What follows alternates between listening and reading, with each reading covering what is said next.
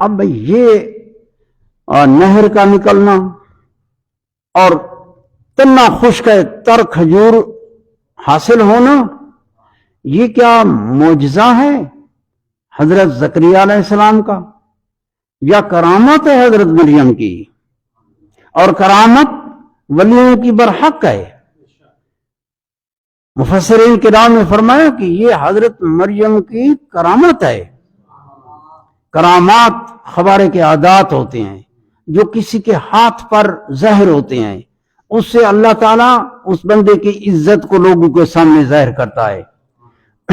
یہ عزت والا انسان ہے کہ اللہ تعالیٰ کے قرب میں مقام رکھتا ہے، اس کا احترام کیا جائے۔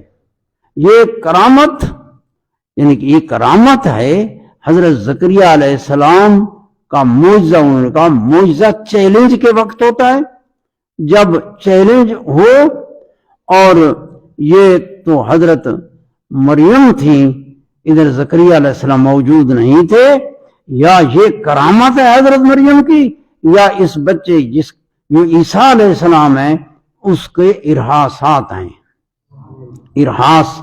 ارحاس کہتے ہیں خرق عبد، معجزے کی صورت ہوتی ہے لیکن دعوی نبوت سے پہلے ہوتا ہے، دعوی نبوت سے پہلے ظاہر ہوتے ہیں، اس کو ارحاس کہتے ہیں۔ ارحاس، معجزہ، کرامت، اور اسی طرح معونت، استدراج، یہ بہت سارے خوارق ہیں۔